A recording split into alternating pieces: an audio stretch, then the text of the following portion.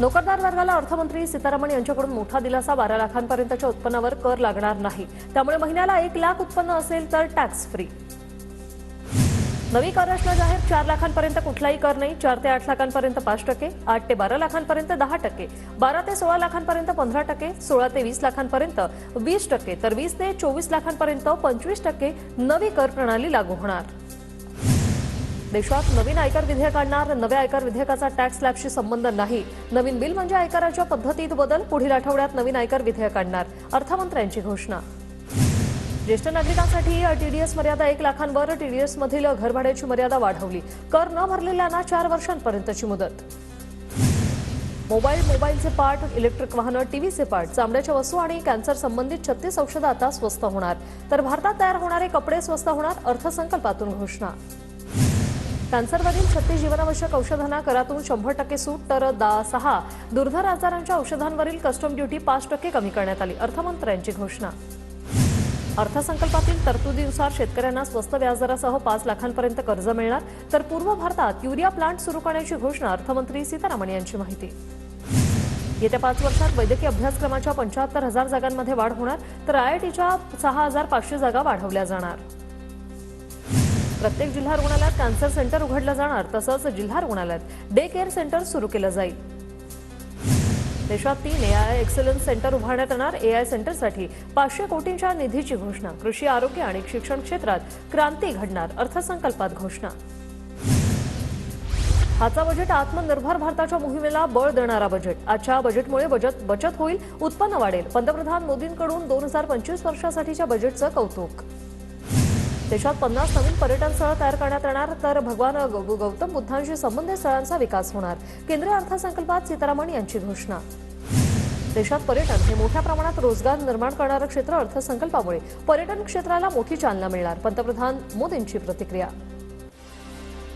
अर्थव्यवस्थेला गती देणारा अर्थसंकल्प, कृषी विभागाकडेही विशेष लक्ष। शेतकऱ्यांना आत्मनिर्भर बनवण्यावर भर, नितीन गडकरींची प्रतिक्रिया। बजेटमुळे सामान्यांच्या घरात लक्ष्मीची पावलं उमटतील। आजचा अर्थसंकल्प सशक्त भारताचा रोडमॅप। मागच्या 2.5 वर्षात केंद्र सरकारने राज्याला मोठा निधी दिला, उपमुख्यमंत्री एकनाथ शिंदेंची प्रतिक्रिया। शेतकरी, महिला, तरुणांसह सर्वच क्षेत्रांचा विचार करणारा लोककल्याणकारी अर्थसंकल्प। शिक्षण, आरोग्य, कृषी क्षेत्राला नवसंजीवनी। शिंदेंकडून अर्थसंकल्पाचं कौतुक। नव्या कर रचनेमुळे मध्यमवर्गीय, नोकरदार, तरुणांना फायदा होणार। देशाच्या एमएसएमई क्षेत्राला मोठा फायदा होईल। 12 लाखांपर्यंत उत्पन्नावरील करमुक्तीवर मुख्यमंत्री फडणवीसांची प्रतिक्रिया। केंद्र सरकार तेलबियांची 100% हमीभावाने खरेदी करणार। शेतकऱ्यांना अधिक उत्पादन आणि उत्पन्नात फायदा होणार, फडणवीसांची प्रतिक्रिया। राज्याचा अर्थसंकल्प मार्चच्या पहिल्या किंवा दुसऱ्या आठवड्यात सादर करणार। त्यात शेतकरी, सर्वसामान्य जनता आणि लाडक्या बहिणींचा विचार होणार। शेतकरी, सर्वसामान्यांवरील जीएसटीच्या बोजासंदर्भात कोणताही निर्णय नाही, अर्थसंकल्पावर खासदार शाहू महाराज यांची प्रतिक्रिया। बजेटमध्ये महाराष्ट्राचा साधा उल्लेखही नाही। लोकसभेला महाराष्ट्राने सीट दिला नाही, त्याचा राग असेल। खासदार विशाल पाटलांचा केंद्र सरकारवर जोरदार निशाणा।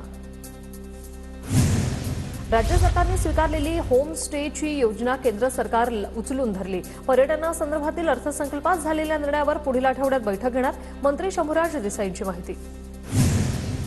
विरोधकांकडे बोलण्यासाठी काही राहिलेलं नाहीये। सरकारच्या अर्थसंकल्पातून सर्वसामान्यांना मोठा दिलासा। शिवसेना खासदार श्रीकांत शिंदेंची प्रतिक्रिया। मध्यमवर्गीयांसाठी 12 लाखांपर्यंत उत्पन्नावर कर नाही। विकसित भारताच्या संकल्पात प्रत्येक नागरिकाचा सहभाग असेल, खासदार रक्षा खडसेंची प्रतिक्रिया। गरीब, शेतकरी, महिला, तरुणांना डोळ्यासमोर ठेवून अर्थसंकल्प सादर।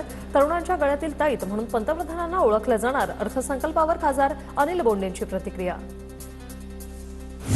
निवडणुकीत 240 जागा असलेल्या अर्थसंकल्पातून मध्यमवर्गीयांना न्याय। मध्यमवर्गीयांबाबतच्या निर्णयाचं स्वागत, खासदार प्रियंका चतुर्वेदींची प्रतिक्रिया। अर्थसंकल्पात संरक्षण खात्यासाठी 6,81,000 कोटींची तरतूद। गेल्या वर्षीच्या तुलनेत 9.5% अधिकचा निधी। संरक्षण मंत्री राजनाथ सिंह यांची माहिती। सरकारी शाळांमध्ये 50,000 अटल लॅब सुरू करण्यात येणार, तर सक्षम अंगणवाडी आणि पोषण 2.0 योजना लागू होणार, अर्थमंत्री सीतारामन यांची माहिती।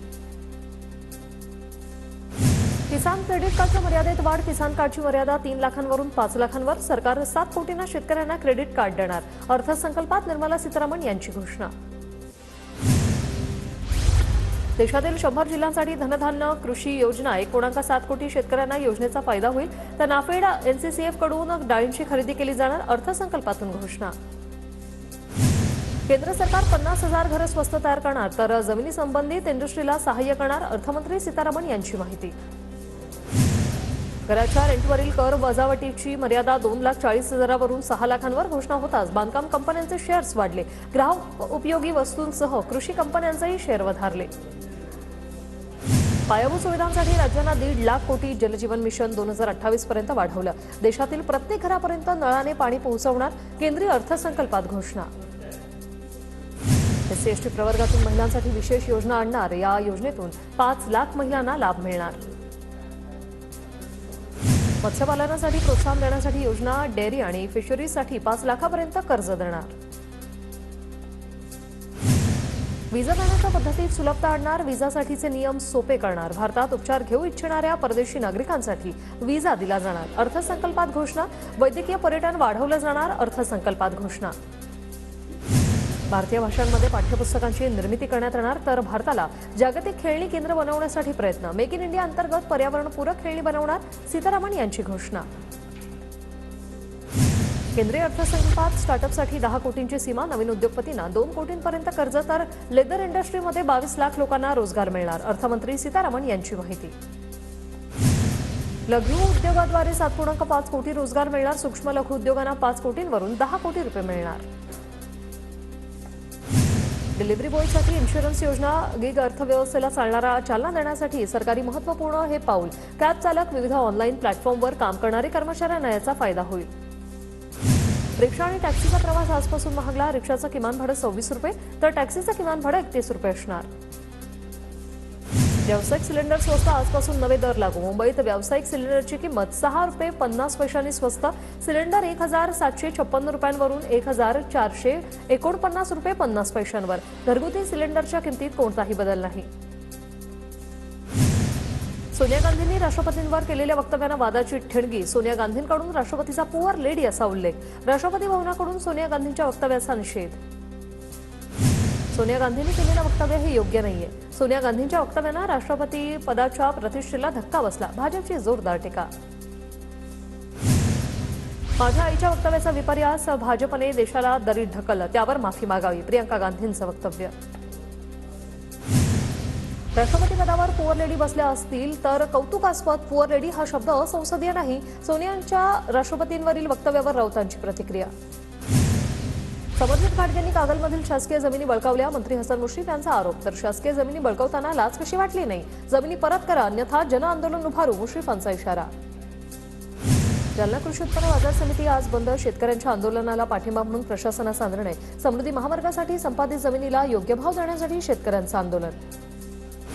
मध्य प्रदेशातून रेती वाहतूक करणाऱ्यांवर भंडारा पोलिसांची कारवाई, 40,09,000चा मुद्देमाल जप्त.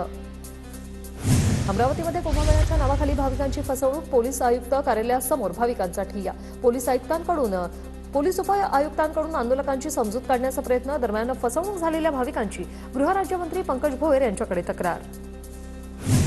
वाशिम जिल्ह्यात स्वामित्व योजनेअंतर्गत 334 गावांमध्ये सनद वाटप, 365 गावांमध्ये मालमत्ता पत्रकं तयार झाल्याची भूमी अभिलेख विभागाची माहिती. योजनेमुळे जमिनीशी संबंधित व्यवहार अधिक पारदर्शक होण्यासाठी मदत होईल. वाशिमच्या आमानी परिसरात दाट धुक्याची चादर, धुक्यामुळे पिकांवर बुरशीजन्य रोगाचा प्रादुर्भाव होण्याची शक्यता, तर पुढील काही दिवस अवकाळी पावसाचाही अंदाज. पुण्याच्या मुळशीमध्ये राष्ट्रवादी काँग्रेस पक्षाची आढावा बैठक संपन्न. आगामी काळात पक्ष संघटना मजबूत करण्यासाठी कार्यकर्त्यांना सूचना.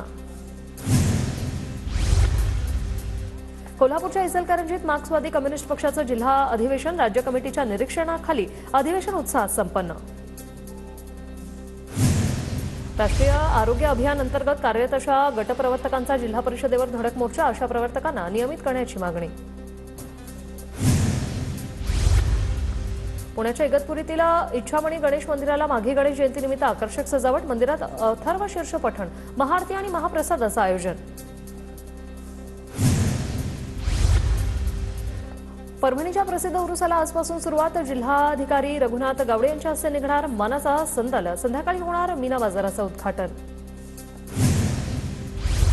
छत्रपती संभाजीनगरच्या गेवराई पायागा गावाचे सरपंच मंगेश साबळे आक्रमक. जलजीवन मिशनचे काम रखडल्याने साडी नेसून जिल्हा परिषद कार्यालयाबाहेर आंदोलन.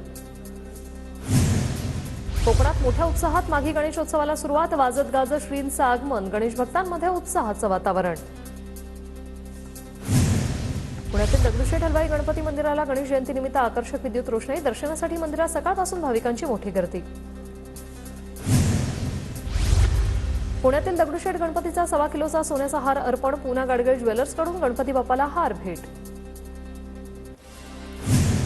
चंद्रपूरच्या वरोरामध्ये सरपंच महोत्सवाची सुरुवात. महिलांच्या कबड्डी सामन्यांची महोत्सवाला रंगत. जिल्ह्यातील सरपंच आणि सदस्यांची महोत्सवात हजेरी. रत्नागिरीजवळच्या करवांची वाडीतील प्रसिद्ध भराडी देवीच्या यात्रोत्सवाची जंगी तयारी. 3 आणि 4 फेब्रुवारीला हा यात्रोत्सवाचं आयोजन. या यात्रेसाठी मोठ्या संख्येने भाविक हजेरी लावतात. पुरंदर तालुक्यातील पिंपळे गावात अखंड हरिनाम सप्ताहाची सांगता. श्री संत बाळूमामा मंदिरात सप्ताहाचं आयोजन. 15 ते 20 हजार भाविकांची हजेरी. सोन्याच्या दरात मोठी वाढ. जीएसटीसह सोनं आतापर्यंत सर्वात उच्चांकी म्हणजेच 85,181 रुपयांवर. रत्नागिरीच्या चिपळूणमधील पूररेषा फेर सर्वेक्षणाला हिरवा कंदील. जलसंपदा मंत्री गिरीश महाजन यांच्याकडून मुख्य सचिवांना कारवाईचे आदेश. आमदार शेखर निकम यांच्या पाठपुराव्याला यश. वर्ष उलटूनही वाशिम जिल्ह्यातील गारपीटग्रस्त शेतकऱ्यांना मदत नाही. संत्रा उत्पादक शेतकरी मदतीच्या प्रतीक्षेत. तात्काळ मदत देण्याची शेतकऱ्यांची मागणी. पुण्याच्या आळंदीमधील इंद्रायणी नदी पुन्हा फेसाळली. अवैधरित्या चालणाऱ्या कंपनीतील रसायनयुक्त पाण्यामुळे नदी प्रदूषित. नदी फेसाळल्यामुळे आसपासच्या नागरिकांच्या जीवाशी खेळ. बुलढाण्यातील पद्मावती नदीवरील पुलाचं काम संथ गतीने सुरू. खड्डे खोदून ठेवल्यामुळे अपघाताची शक्यता. त्रस्त नागरिकांची थेट जळगाव जामोद नगरपालिकेवर धडक. गोंदिया इंदोर सेवेचं लवकरच टेक ऑफ. मार्चमध्ये सेवा सुरू होण्याची शक्यता. यासाठी आता डीजीसीए अनुकूल. जिल्ह्यातील प्रवाशांना विमान सेवेची प्रतीक्षा.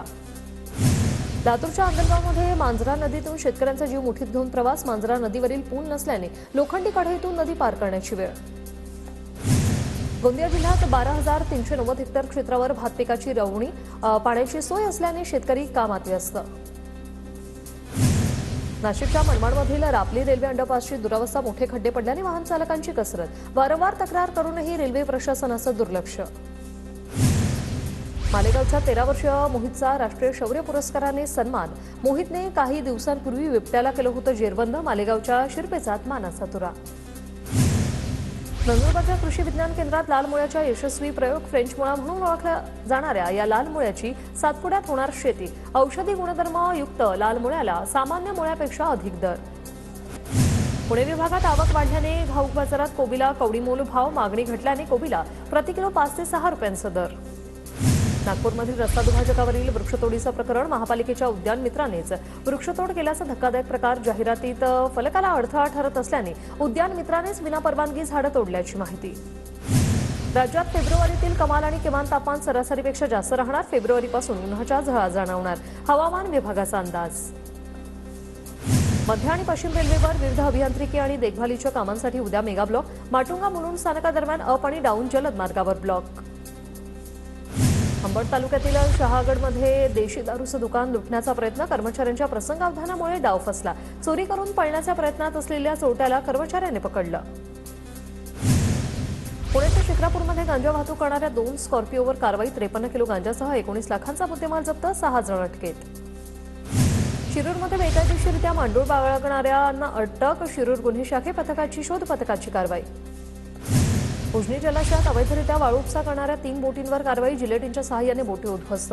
गेल्या काही महिन्यांपासून उजनीच्या पाणलोट क्षेत्रात वाळू माफियांचा हैदोस.